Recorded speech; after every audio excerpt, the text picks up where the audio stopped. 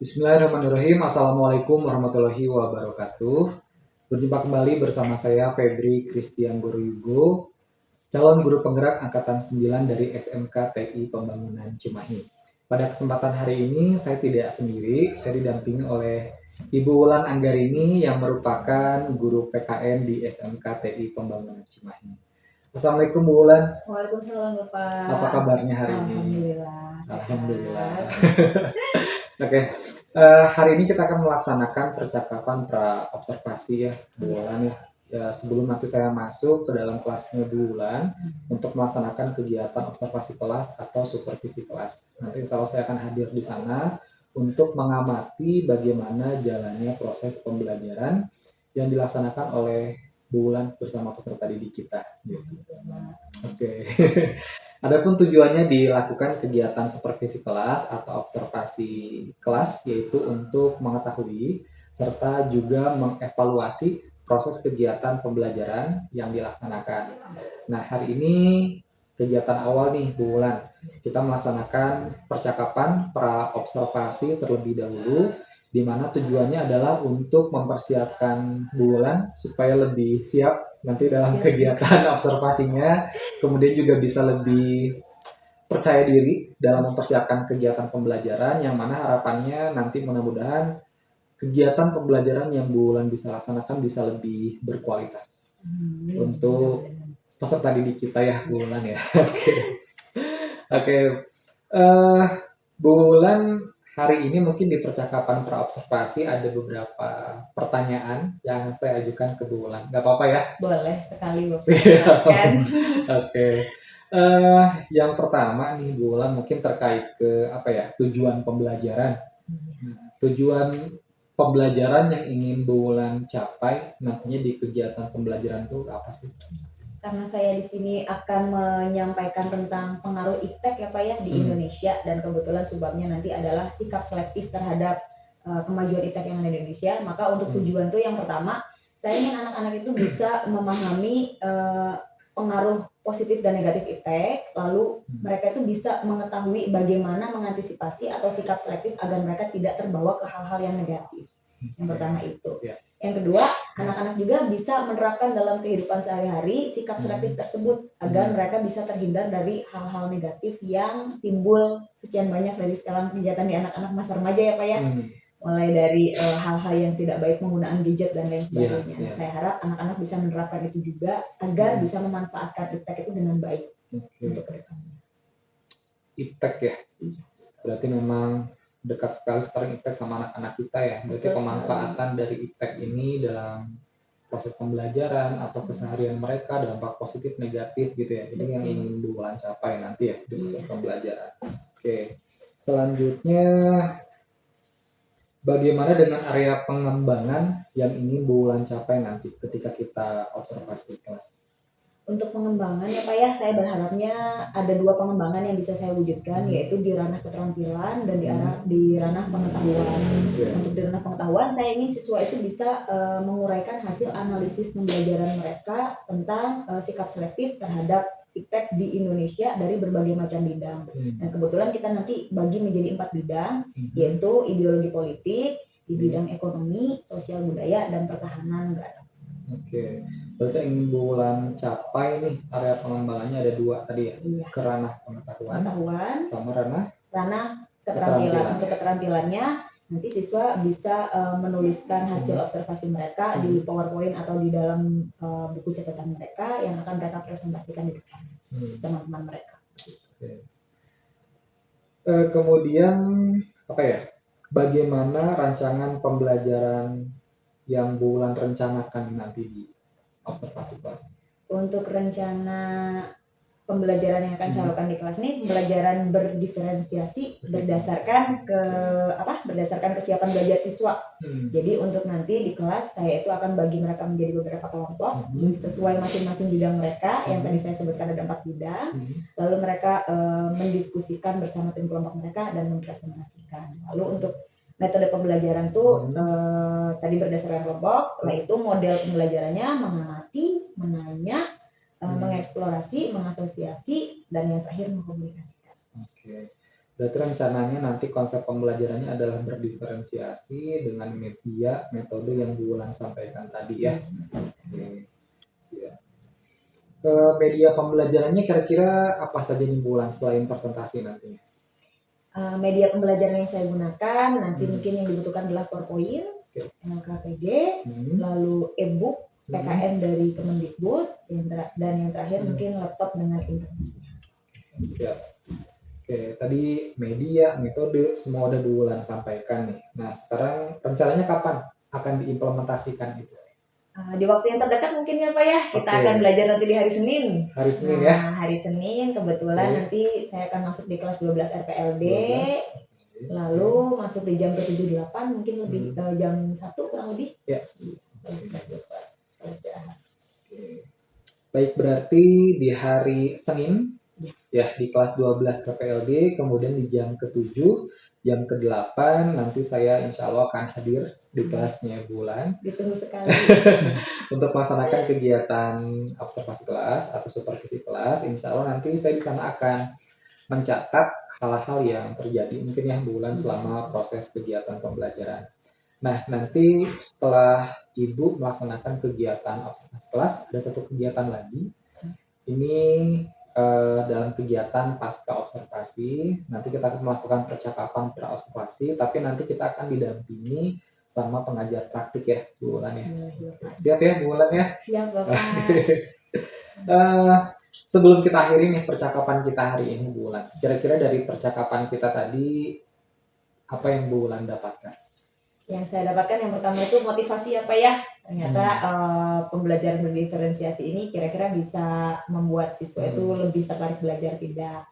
Lalu yang kedua dari model dengan metode pembelajaran juga mulai saya ingin terapkan ke anak-anak. Dan yang saya tunggu satu lagi adalah nanti evaluasi dari Bapak, kira-kira nanti setelah saya terapkan model pembelajaran berdiferensiasi ini kira-kira seperti apa.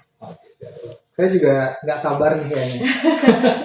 Buat nanti kita ketemu lagi di hari Senin gitu ya. Baik, buat kegiatan observasi. Kayaknya dari yang disampaikan Bu Wulan tadi seru luar biasa sih nanti pada saat observasi kelas. Mudah-mudahan ya Pak ya. Oke. Demikian percakapan kita hari ini bersama Bu Wulan Anggarini, Guru PKN di SMKT Pembangunan, yang insya Allah nanti kita akan berjumpa kembali pada hari Senin bersama kelas 12 RPLD ya, Bu Wulan di jam ke-7, 8 untuk melaksanakan observasi kelas, dan nanti kita akan bertemu lagi bertiga bersama pengajar praktik dalam kegiatan percakapan pasca observasi. Terima kasih Bu Wulan sudah mau berbincang-bincang bersama saya hari ini.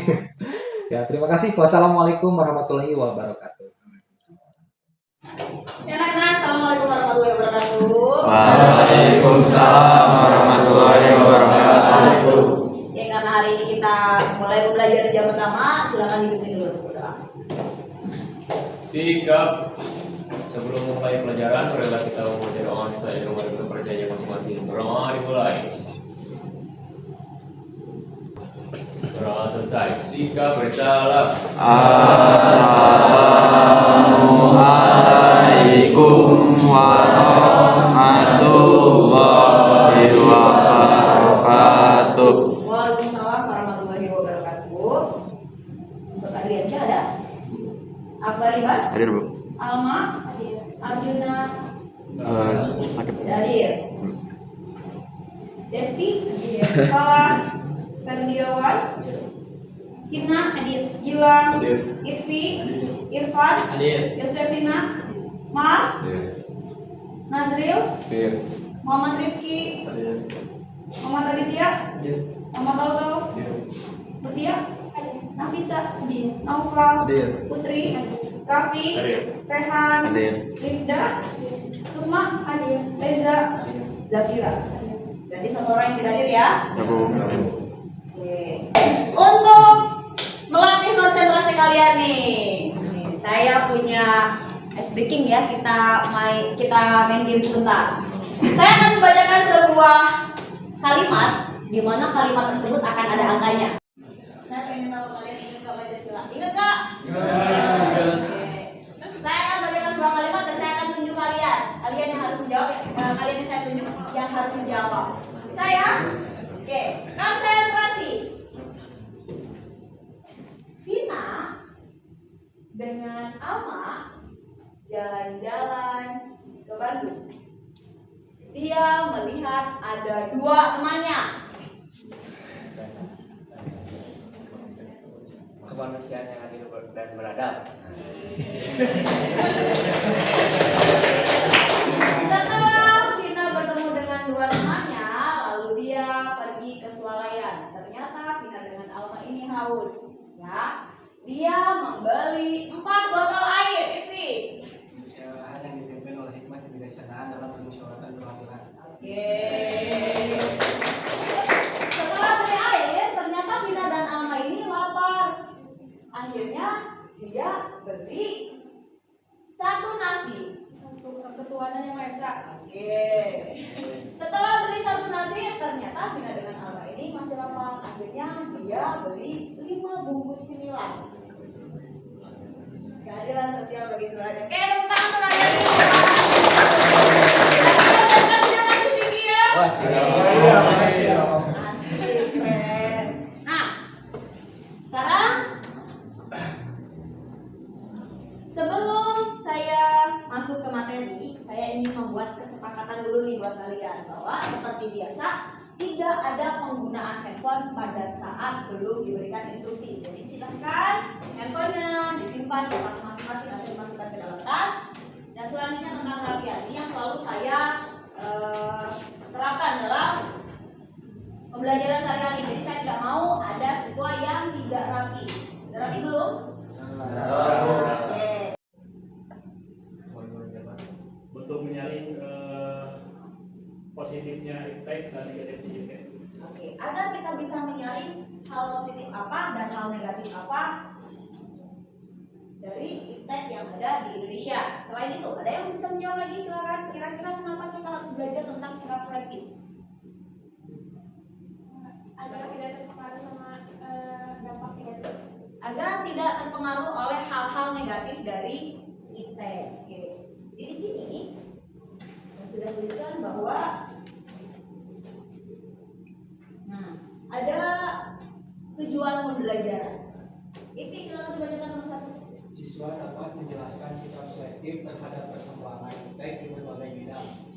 Jadi siswa dapat menjelaskan sikap selektif terhadap perkembangan iptek di berbagai bidang. Nanti kita itu akan belajar tentang bagaimana perkembangan iptek di Indonesia dari berbagai bidang, mulai dari sosial budaya, ekonomi, lalu politik, dan pertahanan dan keamanan negara. Ya. Yang nomor 2, silakan dibacakan, Putri. Siswa dapat menerapkan sikap selektif agar terhindar dari dampak negatif iptek. Jadi setelah kalian pelajari, kalian mengetahui, nantinya kalian akan menerapkan di kehidupan sehari-hari.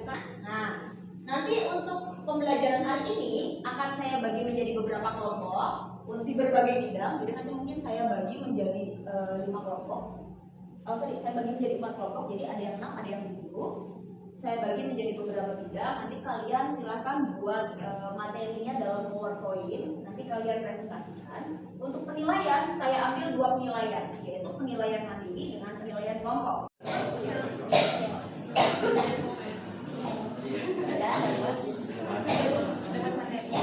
Tapi yang kalau 4 itu bidang sosial budaya. Iya. Itu kan berhubungan sama kehidupan sekarang ya. Iya. Sekarang yang sosial budaya kita luntur gitu.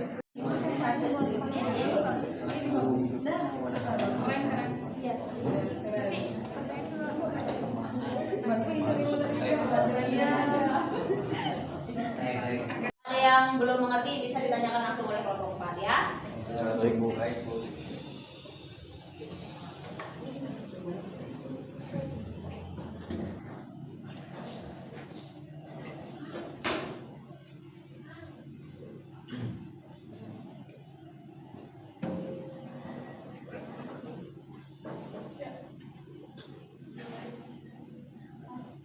Assalamualaikum Warahmatullahi wabarakatuh. Waalaikumsalam warahmatullahi wabarakatuh. Sikap selektif iptek terhadap bidang sosial budaya selanjutnya adalah dapat memanfaatkan penggunaan iptek secara efektif dan efisien, bukan hanya silo yang dapat gelar, misalnya gaya berpakaian atau gaya hidup konsumsi. Ini menggarisbawahi menggarisbawahi bahwa pentingnya menggunakan teknologi untuk meningkatkan kualitas hidup dan kemajuan sosial, bukan hanya untuk gaya atau hidup konsumtif semata. Seperti kita menggunakan platform pembelajaran online dan aplikasi edukasi untuk memudahkan siswa belajar secara efektif dan efisien. Lalu, pada poin keempat ada berorientasi pada masa depan daripada masa lampau. Mengapa? Dengan berorientasi pada masa depan, masyarakat dan pemerintah akan lebih mendorong dan mengembangkan perkembangan tech seperti penelitian dan pengembangan teknologi kesehatan. Seperti kasus COVID-19 kemarin, pemerintah mempercepat vaksin agar masyarakat dapat merasakan perkembangan tech-nya.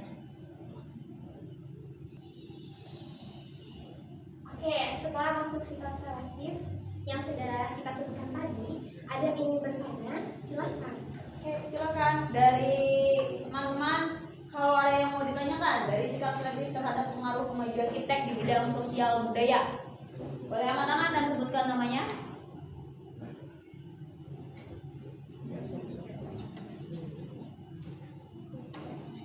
Boleh, silakan Pak. Assalamualaikum warahmatullahi wabarakatuh. Waalaikumsalam warahmatullahi wabarakatuh.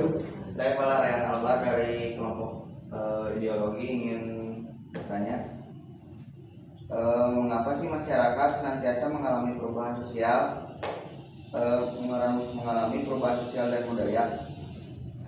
Baik, terima kasih. Mengapa masyarakat mengalami perubahan sosial budaya? Karena pengaruh dari iptek negatif itu masuknya budaya luar ke budaya dalam, sehingga masyarakat masih belum bisa memilah mana dampak positif dan dampak negatif yang harus diambil. Ada jawaban lain mungkin dari teman-teman? Silakan.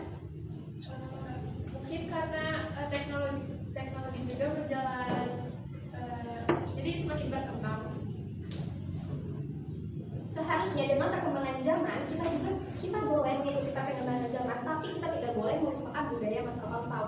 Jadi tetap diikuti seperti dengan adanya itu gadget. Di gadget kita pasti sering dong teman-teman nonton drakor. Nah, mereka kan mempromosikannya lewat gadget nih. Kita juga punya loh budaya seperti tari jaipong. Kita bisa mempromosikan juga lewat gadget. Mereka bisa, kenapa kita tidak? Ada yang lain? Silakan. Mungkin satu pertanyaan. Satu pertanyaan lagi, silakan. Atau sudah cukup? Mungkin tidak lagi pertanyaan. Kita akan melihat kesimpulan dari presentasi kita. Jadi untuk kesimpulan kita ini membawa dampak yang kompleks terhadap sosial budaya. Sikap selektif diperlukan agar kemajuan ini dapat dimanfaatkan secara positif sambil tetap merawat kearifan lokal dan budaya. Hal ini mencakup penghargaan terhadap budaya, penggunaan iptek secara efektif, dan penyambutan perubahan zaman dengan mempertahankan nilai-nilai masa silam. Baik, sekian presentasi dari kelompok kami. Mohon maaf bila ada kesalahan. Wassalamualaikum warahmatullahi wabarakatuh.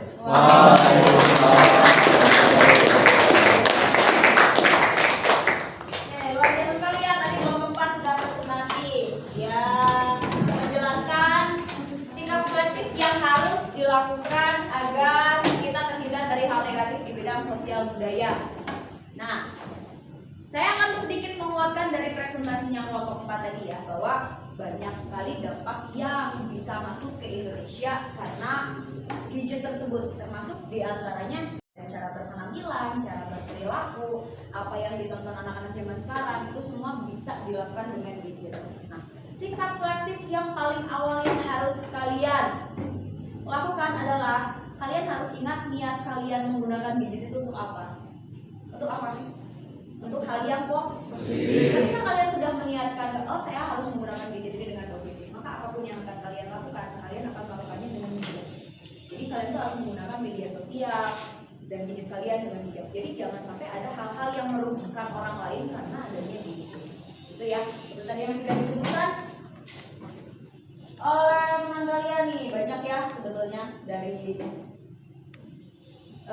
dari sosial budaya itu banyak sekali, termasuk dalam kehidupan sehari-hari pun sama. Jadi jangan sampai kalian terjerumus ke hal-hal yang negatif.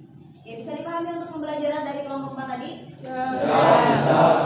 Dari awal pertemuan nih, tadi saya sudah mulai menjelaskan dari dampak positif, dampak negatif, sampai sekarang sudah masuk ke presentasinya kelompok 4. Apa yang bisa kalian simpulkan?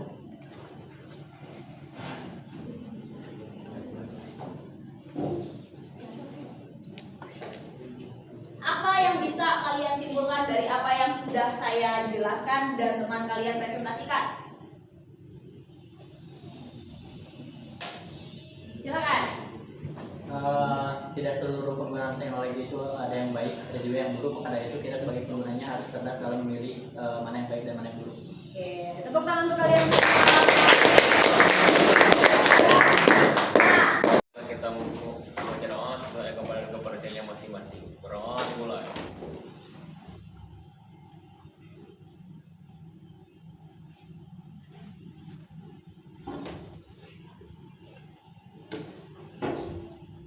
Berdoa selesai. Sikap beri salam. Waalaikumsalam warahmatullahi wabarakatuh. Minta tolong mejanya dirapikan aja. Terima kasih. Terima kasih ya semuanya ya.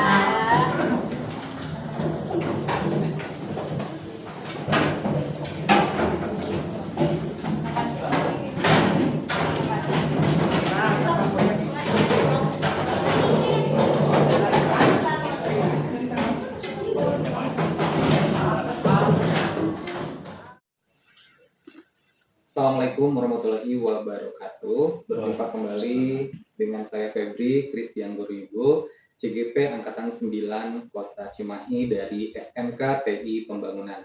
Alhamdulillah pada kesempatan hari ini saya tidak sendiri. Saya hari ini kembali ditemani oleh Bu Wulan Anggarini selaku guru yang telah diobservasi, dan alhamdulillah juga hari ini kita akan dibersamai oleh Pak Zainal Arifin selaku pengajar praktik CGP Angkatan 9. Gitu ya. Assalamualaikum Pak Zainal, sehat? Alhamdulillah. Bulan sehat. Alhamdulillah sehat Bapak. Ya, baiklah Bu Wulan, insya Allah hari ini kita akan melaksanakan percakapan pasca observasi ya Bu Wulan ya. Insya Allah hari ini saya akan memberikan beberapa pertanyaan terkait kegiatan observasi yang sudah dilaksanakan, yang dimana maksud dan tujuannya adalah untuk mengevaluasi kegiatan pembelajaran yang telah dilaksanakan oleh Bu Wulan. Itu ya Bu Wulan ya. Baiklah Bu Wulan. Pertanyaan pertama nih Bu Wulan, bagaimana perasaan Ibu kemarin setelah berjalannya kegiatan observasi kelas dilaksanakan?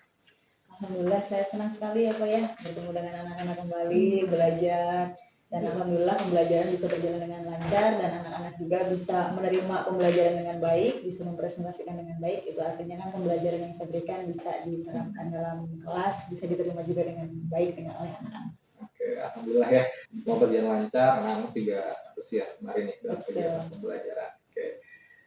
Selanjutnya mungkin Bulan ya, bisa diceritakan kembali nih area pengembangan yang sudah Bu Bulan laksanakan kemarin pada saat observasi kelas. Tahapan-tahapannya apa saja nih yang sudah dilaksanakan kemarin Bu Bulan? Untuk tahapan-tahapannya, yang pertama saya sudah mempersiapkan perangkat ajar ya Pak ya, mulai dari media, RPP dan lain sebagainya. Terus saya juga sudah mulai menerapkan pembelajaran di dalam kelas. Untuk area pengembangannya saya ambil dua, yaitu pengetahuan dengan keterampilan. Untuk yang pengetahuan saya ambil dari materi anak-anak yang sikap selektif terhadap iptek di bidang sosial budaya. Kemarin sempat juga sudah dipresentasikan itu sebagai bukti keterampilan. Selain keterampilan mempresentasikan, mereka juga membuat PowerPoint dan hasilnya juga dikirimkan saya sebagai bahan untuk penilaian. Untuk area pengembangannya kemarin Bu Wulan masuk ke ranah pengetahuan sama keterampilan ya terkait pembahasan iptek kemarin dampak positif negatif. Oke. Dari area pengembangan yang sudah Bu Wulan laksanakan nih kemarin, kira-kira sudah tercapai atau belum nih? Kalau sudah tercapai harapannya seperti apa? Kalau untuk tercapai, alhamdulillah materi semua yang sudah saya siapkan di RPP itu sudah tercapai semua ya Pak ya, sudah tersampaikan dengan baik. Hanya saja mungkin kendalanya di penerapan ya Pak ya. Kita belum tahu, mudah-mudahan untuk kedepannya setelah anak-anak belajar di materi kemarin, penerapannya bisa diterapkan dengan baik dalam kehidupan di sekolah maupun di rumahnya. Seperti itu. Siap. Selanjutnya menurut Bu Wulan dari proses pembelajaran yang sudah dilaksanakan, kekurangan serta kendala-kendala apa saja nih yang ditemui bulan dalam proses pembelajaran kemarin?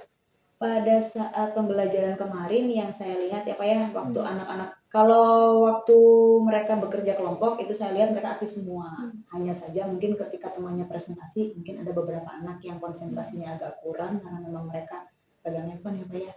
Jadi mereka lebih sibuk ke materi. Jadi mereka mempersiapkan, saya sebentar lagi presentasi nih, jadi saya harus bicara apa ke depannya. Jadi yang dipresentasikan itu, yang presentasi di depan itu tidak diperhatikan, tapi mereka mempersiapkan diri untuk dia presentasi seperti itu. Iya.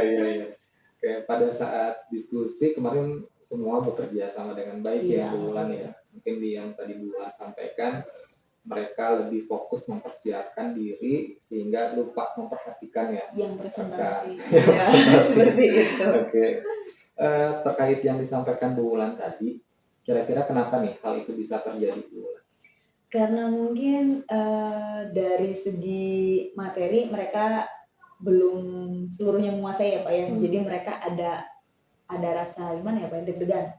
Ada rasa, aduh saya bisa nggak ya nih presentasi, tegang dan lain sebagainya. Sehingga mereka, aduh saya coba ini, saya berlatih untuk presentasi sama temannya di depan. Padahal di depan ada yang lagi presentasi, seperti itu. Oke.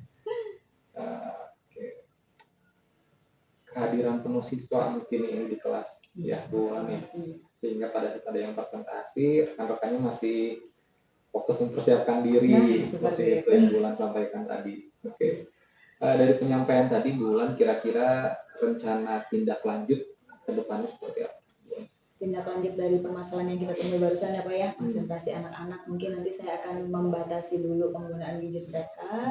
Lalu saya lebih mempersiapkan anak audiensnya untuk lebih memperhatikan kelompok yang di depan yang akan presentasi, sehingga apa yang disampaikan teman-teman yang dipresentasikan itu bisa diserap juga oleh audiens yang ada di kelas.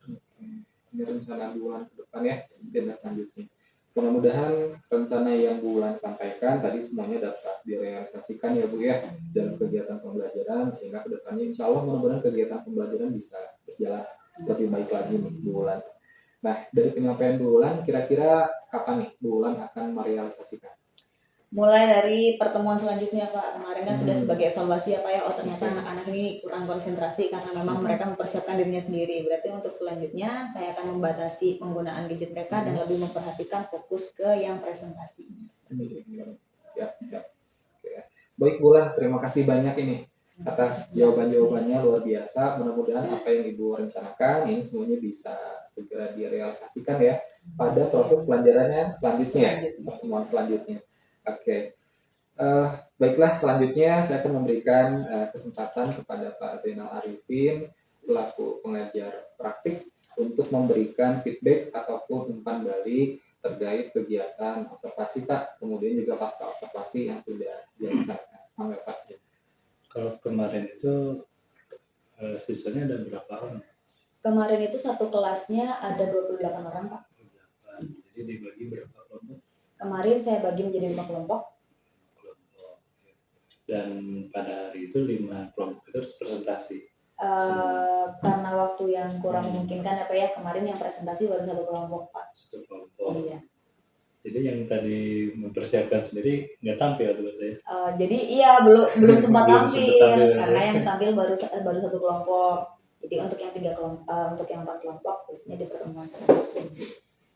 Selain pembatasan gadget tadi ya, untuk supaya anak fokus pada yang tampil, kira-kira apa lagi Bu ya selain kegiatannya? Selain pembatasan gadget ya Pak ya, biasanya agar anak-anak bisa lebih konsentrasi dengan apa yang sudah dipresentasikan temannya itu, nanti saya akan kasih instruksi kepada yang presentasi di depan untuk memberikan pertanyaan balik Pak kepada audiensnya. Jadi apa nih yang saya presentasikan, kira-kira kesimpulannya apa. Jadi kan anak-anak harus fokus. Kalau anak-anak fokus nggak akan bisa mungkin menjawab pertanyaan dari teman-teman yang presentasi di depan seperti itu. Jadi ada diberikan waktu untuk bertanya dari yang presentasi, Iya. yang mendengarkan, terus sebaliknya juga ya. Iya. Kalau diajak untuk menilai bisa nggak? Bisa juga Pak. Jadi yang temannya yang mendengarkan itu memberikan penilaian. Iya. Tentunya sudah ditentukan misalkan kriterianya apa gitu. Karena mereka ada kewajiban juga itu menilai temannya. Jadi tadi pertanyaan sama penilaian. Kalau ketika proses, karena kan saya nggak melihat ya pelaksanaannya itu ya. Saya cuma membayangkan gitu ya. Kalau tadi Pak Febri melihatnya interaksi yang terjadi gitu ya antar siswa sama guru gitu ya, lebih banyak mana? Interaksi siswa dengan guru. Kalau kemarin pada saat observasi ini rata sih Pak interaksinya. Karena kebetulan bulan kemarin melaksanakan review terlebih dahulu ya, review pembelajaran, kemudian pembahasan kasus dulu Pak kemarin, pembahasan kasus. Selanjutnya ada diskusi dulu kemarin ya, bulan antara guru dan siswa, begitu Pak. Baru dimulai kegiatan presentasi. Jadi presentasinya sendiri sudah diinformasikan ini sebelumnya kepada anak-anak bahwa minggu depan akan presentasi. Sudah saya Jadi sampaikan. bukan hari itu Ya. bikin itu enggak ya? Tidak, Pak. Sudah disampaikan dari pertemuan sebelumnya. Kalau dari sisi diferensiasinya gitu ya, kan kemarin mintanya pembelajarannya berdiferensiasi gitu ya. Kira-kira apa yang menurut Ibu sudah berdiferensiasi gitu? Kemarin dari segi RPP ya Pak ya, dari yang sudah dievaluasi Bapak, kemarin tuh ada apa aja sih Pak yang sudah yang sama Bapak sudah dievaluasi? Iya. Kemarin kebetulan ada pengarahan di RPP ya Pak ya, sebelum observasi saya mendampingi dulu bulan dalam kegiatan RPP, saya arahkan untuk pembelajaran berdiferensiasi, kemudian juga ternyata di eksekusinya pada saat observasi ini bulan menggunakan semuanya, diferensiasi proses, konten, sama produknya gitu, yang bulan laksanakan observasi. Diferensiasi prosesnya kemarin bulan ini analisis kasus bersama seluruh siswa sebelum pembagian kelompok itu dilaksanakan sama bulan. Kemudian diferensiasi kontennya mereka membahas nih Pak per kelompok ini bulan kemarin membagi 4 kelompok ya, 5 kelompok ini dengan kasus masing-masing yang berbeda-beda Pak Zena, sehingga wawasannya bisa lebih terbuka nih anak-anak tentang iptek. Jadi kasus yang disampaikan bulan kemarin tidak terbatas di satu pembahasan gitu. Itu tema besarnya sikap iptek. budaya Iya. Jadi masing-masing kelompok ada kasus yang berbeda Pak. Jadi kemarin saya bagi menjadi 5, ada di bidang ideologi, di bidang politik, ekonomi, sosial budaya, dengan pertahanan dan keamanan. Iya. Sebenarnya kalaupun tampil beberapa kelompok ini akan bosan ya karena materinya berbeda. Betul Pak. Cuman itu tadi karena mereka belum siap untuk tampil, ribut nyiapin ini. Iya. Lupa fokus dengan rekan di depan. Nah, memang selain berdiferensiasi, titik tekan yang kemarin itu adalah kompetensi sosial emosional SN itu. Ya mungkin itu mungkin di luar prediksi, udah memprediksikan ada kemungkinan seperti itu gitu ya. Jika terjadi, ternyata sebagian anak-anak malah tidak mendengarkan tapi menyiapkan ini gitu ya. Kalau titik tekan di sikapnya apa Bu kemarin? Yang disikap pada saat audiensnya atau yang presentasinya Pak? Ya dua-duanya aja. Misalnya kriteria dalam Ibu membuat penilaian misalnya. Untuk kriterianya itu kemarin saya lihat dari kerapian ya Pak ya, dari penampilan anak, mulai untuk presentasi, lalu untuk public speaking-nya Pak, bisa menyampaikan dengan baik atau tidak, lalu ke tanggung jawabnya, berarti kan masing-masing siswa itu sudah ada pembagian di masing-masing slide, misalnya dari 5 slide itu berarti satu kelompok itu kebagian, saya slide ini, dan mereka bisa menjelaskan dengan baik, lihat dari public speaking dengan tanggung jawab. Lalu saya lihat juga dari segi pengetahuannya juga Pak. Ini kira-kira anak-anak kalau misalnya ada pertanyaan dari temannya bisa menjawab atau tidak. Seperti itu. Jadi penguasaan materi juga. Iya, penguasaan materi juga. Kalau yang audiensnya? Kalau yang audiensnya saya lihat mereka dari kedisiplinan ya Pak ya. saya lihat mereka bisa memperhatikan atau tidak. Lalu untuk nilai plusnya saya ambil dari beberapa siswa yang yang bertanya kepada yang presentasinya.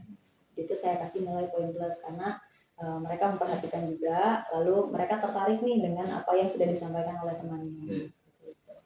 Ya mungkin juga perlu nanti di yang akan datang supaya anak lebih menghargai ya, menghormati ya temannya berbicara, nah itu yang diangkat juga ya. Sebelum dimulai kegiatan diskusi kelompok. Jadi dari awal bisa kita sampaikan melihat presentasi sebelumnya dan juga tanggapan yang kita lihat ya, reaksi teman-temannya. Nah, di yang akan datang bisa diawali dengan penekanan dari sikap gitu.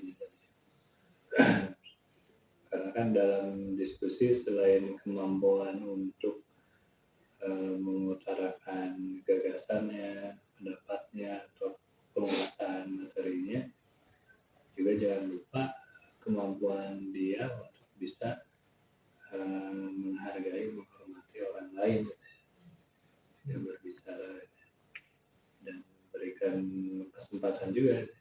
Kadang kan ada juga yang terlalu fokus ke dirinya sendiri, kelompoknya gitu. Panjang, atau ada yang bertanya juga, ternyata macam-macam juga anak-anaknya. Ada yang to the point, ada juga yang bertanya tapi kemana gitu.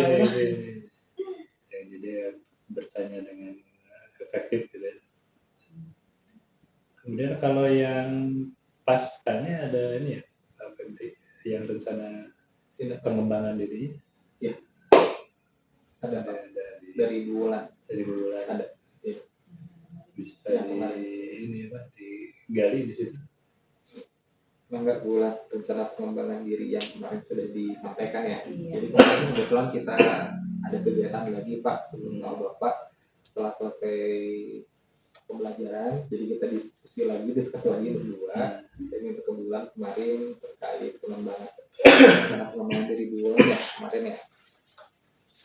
Oke, kemarin yang sudah bulan ini bisa disampaikan mungkin bulan ya aktivitas pengembangannya kemarin ya. Nah, jadi ini ada aktivitas pengembangannya. Yang pertama itu ada mengikuti kegiatan pelatihan ya Pak ya, seperti memahami strategi dan model-model pembelajaran untuk di kelas seperti itu. Lalu ada juga yang kedua mengembangkan diri melalui PMN. Jadi sekarang kan ada platform Merdeka Mengajar ya Pak ya. Di situ iya untuk memahami macam-macam proses pembelajaran biar di kelas itu bisa lebih bervariatif ya Pak ya. Sistem juga tidak bosan. Lalu mengikuti upskilling juga, tujuannya di sini untuk memahami kompetensi pendidik. Target itu juga, targetnya apa? Targetnya saya ingin mengajar dengan lebih bervariatif ya Pak ya, agar di kelas juga anak-anak itu tidak bosan. Lalu dengan metode-metode atau model-model yang bervariasi juga biar anak-anak itu bisa lebih tertarik gitu Pak belajar di kelas, tidak bosan hanya mendengarkan materi dari temannya presentasi atau dari saya yang menyampaikan seperti itu. Untuk ukuran keberhasilannya Pak? Ukuran keberhasilannya ketercapaian nilai mungkin ya Pak ya, kalau saya lihat dari pemahaman anak-anak juga. Kalau ukurnya saya ambilnya dari pemahaman anak-anak melalui nanti tes tulis mungkin dengan tes lisan. Kalau tadi yang dikejarnya supaya lebih variatif dalam pembelajaran, kemudian anak juga tidak bosan atau tertarik dengan kita, kira-kira kalau untuk mengukur itu seperti apa Bu? Modelnya yang ke anak akan ditanyakan, bentuknya seperti apa? pakai kuesioner atau penilaian sikap maksudnya itu. Untuk penilaian sikapnya. Untuk penilaian sikapnya bisa menggunakan kuesioner juga ya Pak ya. Jadi untuk saya mencari tahu dulu kira-kira anak-anak itu lebih tertarik di kelas itu seperti apa. Nanti dari kuesioner yang saya berikan, saya tarik kesimpulan, kan setiap anak itu punya ketertarikan di kelasnya masing-masing. Oh saya itu pengen di kelas itu seperti ini, yang ini saya pengen anak itu seperti ini. Jadi nanti mungkin saya buat variasi dalam setiap pertemuannya agar apa yang mereka inginkan itu bisa tercapai. Gitu. Ada pernah nggak gini Bu, misalnya sudah beres ngajar ya, pas di sesi akhirnya kita tanya perasaan mereka gitu. Gimana anak-anak belajar hari ini? Saya sempat beberapa kali bertanya Pak seperti itu ya Pak ya. Gimana anak belajar ini? Bu seru, cuman mungkin nanti ke depannya biar gak bosan metodenya jangan seperti ini lagi Bu, kita cari yang lain. Nah seperti itu Pak. Ya memang kalau misalkan seru-seru pas minggu depan gitu lagi ya. Bosan iya. Ya ada beberapa guru yang memang membuat pembelajaran menyenangkan, kreatif, tetapi tidak efektif. Maksudnya tidak tercapai tujuannya. Jadi membuat senang nih, memang gembira, senang semua kelas. Tetapi tujuan pembelajarannya tidak tercapai. Ibu lebih memilih yang mana nih gitu? Atau pengen komplit? Saya pengennya komplit Pak. Jadi anak-anaknya antusias dalam pembelajaran, tujuan pembelajarannya juga tercapai. Nah harapan saya seperti itu Pak. Jadi, kita harus bisa kalau misalnya ada games atau ice breaking atau apa gitu, tapi bisa terkait ke materi. Terus ya memang dibandingkan dengan dulu gitu ya, misalkan kita aja ketika jadi siswa lebih banyak kan pembelajaran yang menurut waktu itu bagus itu ya duduk tenang diam senyap senyap. Sekarang tidak seperti itu ya Pak ya. Terus sekarang justru gembira meriah gitu ya, tapi jangan lupa tadi efektivitasnya dan juga dibatasi waktu gitu ya. Jadi ketika kita ini kita ada 5 kelompok nih, kemungkinannya 1 kelompok atau 2 kelompok nih yang akan tampil gitu ya. Kalau kelasnya bisa di-split gitu ya, bisa aja paralel gitu ya, sebagai 2 kelompok besar ya, tampil itu bisa 2 gitu ya. Tapi kalau ruangannya kecil agak susah juga. Iya, susah. Kalau ruangannya agak besar bisa 2 seperti itu gitu ya. Terus tata letak kursi juga. Apakah kemarin tata letaknya seperti bagaimana ya? Apakah misalkan yang tampil 5 orang depan, ini baris biasa berbanjar gitu. Atau gimana ya tata letaknya supaya istilahnya mah lebih menarik.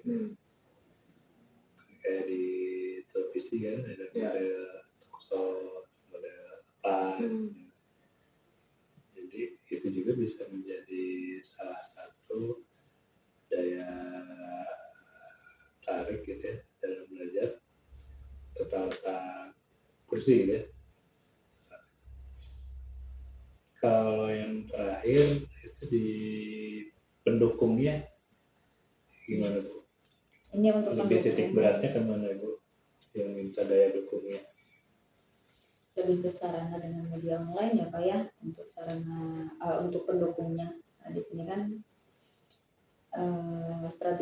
yang pertama memahami strategi dan model-model pembelajaran, yang kedua memahami macam-macam proses pembelajaran dan memahami kompetensi pendidik. Di sini pendukungnya sarana dan prasarana dengan media-media online, dan memanfaatkan internet juga untuk menerapkannya.